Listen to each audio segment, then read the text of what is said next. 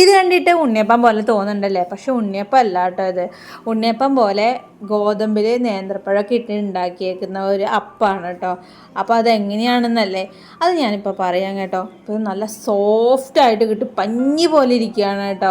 അത്രയും ടേസ്റ്റിൽ കിട്ടിയതാണ്. അപ്പോൾ അതിലെടുത്തേക്കണം നല്ല പഴുപ്പായിട്ടുള്ള കറുത്ത തൊലിയുള്ള നേന്ത്രപ്പഴം എടുത്തേക്കണം കേട്ടോ. ശരിക്കും പറഞ്ഞാൽ രണ്ട് ഭാഗം ചെറുതായിട്ടൊന്ന് ചീത്ത ചെയ്ത് തുടങ്ങിയത്. അപ്പോൾ ആ രണ്ട് ഭാഗം ഞാൻ ഒന്ന് കട്ട് ചെയ്ത് കളഞ്ഞായിരുന്നു കേട്ടോ. നല്ല പഴുത്ത പഴം എടുക്കണേ. ഇനി അത് ചെറിയ കഷ്ണങ്ങളായിട്ട് കട്ട് ചെയ്ത് വെക്കുക കേട്ടോ. ഇനി ഇതിലേക്ക് നമ്മൾ ചെയ്യണമെന്ന് വെച്ച് കഴിഞ്ഞാൽ ഒരു ജാർ എടുത്തിട്ട് ഈ പഴം ഇട്ട ശേഷം ഒരു കട്ട ശർക്കര ഒന്ന് ചതച്ചിട്ട് ഇടുക. ഇത്തിരി വെള്ളം കൂടി ഒഴിച്ച് നല്ല പോലെ അടിച്ചെടുക്കുകയാണ്. അപ്പോൾ ഈ ഒരു ഇതിലേക്ക് ഇട്ടിട്ടുണ്ട്. ഇനി ഞാനൊരു പാത്രത്തിലേക്ക് ഇത് പകർത്തുവാണ് കേട്ടോ.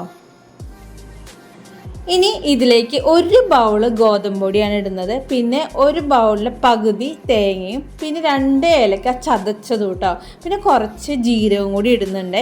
ഇനി ഞാൻ നല്ല പോലെ ഒന്ന് മിക്സ് ചെയ്യാണ് കേട്ടോ. അപ്പോൾ ഇത്തിരി കട്ടി പോലെ വരുന്നുണ്ടെങ്കിൽ നമുക്ക് ഇത്തിരി വെള്ളം കൂടി ഒഴിച്ചിട്ട് ഇത്തിരി ലൂസാക്കി എടുക്കാം കേട്ടോ. അതായത് ഉണ്ണിയപ്പത്തിൻ്റെ ആ ഒരു മാവ് കലക്കി എടുക്കില്ലേ, ആ ഒരു ലെവലിൽ തന്നെ. ഇനി ആവശ്യത്തിന് ഉപ്പ് ഇടാം കേട്ടോ.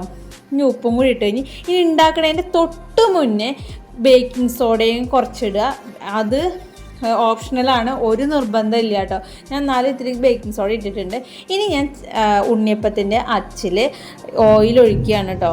ഇനി നല്ല പോലെ ഉണ്ണിയപ്പച്ചട്ടി ചൂടായി കഴിഞ്ഞ ശേഷം അതിലേക്ക് നമുക്ക് ഓരോ കയ്യിൽ ഒഴിച്ച് നല്ല പോലെ ഒന്ന് വേവിച്ചെടുക്കണം. അപ്പം നമുക്ക് എന്താ വെച്ച് കഴിഞ്ഞാൽ ഇത് ഫുള്ളൊന്ന് ഫില്ല് ചെയ്ത ശേഷം ഇതൊന്ന് അടച്ച് വെക്കണം കേട്ടോ. അതും ലോ ഫ്ലെയിമിൽ ഇട്ടിട്ട് വേണം വെക്കാനായിട്ട്. ഹൈ ഫ്ലെയിം ആണെങ്കിൽ പെട്ടെന്ന് കത്തി പിടിക്കും. അപ്പോൾ അത് വേണ്ട. അപ്പോൾ ലോ ഫ്ലെയിമിൽ ഇട്ടാൽ മതി. ഇനി വേണമെങ്കിൽ ഈ വെളിച്ചെണ്ണ അധികം കുടിക്കാതിരിക്കാൻ വേണ്ടി ഞാൻ എപ്പോഴും പറയാറുണ്ട്, ഈ ഓയിലിൽ കുറച്ച് നെയ്യും കൂടി ഒഴിക്കുകയാണെങ്കിൽ അത്യാവശ്യം നല്ല ഇതിലായിട്ട് നമുക്ക് കിട്ടും. ഞാൻ പറഞ്ഞത് സോഫ്റ്റ് ആവുകയും ചെയ്യും. വെളിച്ചെണ്ണ അധികം ഇത് പിടിക്കില്ല. അത് ഞാൻ പറഞ്ഞിട്ടുണ്ടായിരുന്നു. വെറും 10 മിനിറ്റ് കൊണ്ട് ഞാൻ ഉണ്ടാക്കിയെടുത്ത പലഹാരമാണ് കേട്ടോ. പെട്ടെന്നൊക്കെ നമുക്ക് കുട്ടികളൊക്കെ സ്കൂൾ വിട്ട് വരുന്ന സമയത്തൊക്കെ പെട്ടെന്നൊക്കെ ഉണ്ടാക്കി കൊടുക്കാൻ പറ്റുന്ന ഒരു 4 മണി പലഹാരമാണ്. അത്രയും ടേസ്റ്റി ആയിട്ട് ഉണ്ടാക്കാൻ പറ്റുന്നതാണ് കേട്ടോ. ഒരുപാട് മധുരമോ കാര്യങ്ങളൊന്നും വേണ്ട. നേന്ത്രപ്പഴത്തിന് അത്യാവശ്യം നല്ല മധുരമൊക്കെ ഉള്ളതുകൊണ്ട് അതിൻ്റെ ആവശ്യം വരില്ല. അപ്പോൾ നല്ല ടേസ്റ്റിയാണ്. അപ്പോൾ ഇതെല്ലാവരും ഒന്ന് ഉണ്ടാക്കി കൊടുത്തു നോക്കുക. നമുക്കും കഴിക്കാം. നല്ല സൂപ്പർ ടേസ്റ്റാണ്. അത് 4 മണി പലഹാരമായിട്ട് കഴിക്കാൻ പറ്റുന്നതാണ് കേട്ടോ. അത് കണ്ട തന്നെ നല്ല ഉണ്ണിയപ്പത്തിൻ്റെ ഒരു ഷേപ്പിൽ തന്നെ കിട്ടുകയും ചെയ്തു. നല്ല പഞ്ഞി പോലെ ഉണ്ട് കേട്ടോ. പിന്നെ ഇതിൽ കാണുമ്പോൾ ഒരു വെളിച്ചെണ്ണ ഇതൊക്കെ ഉണ്ടെങ്കിലും അതൊന്നും ഇല്ല കേട്ടോ. നല്ല ടേസ്റ്റാണ്.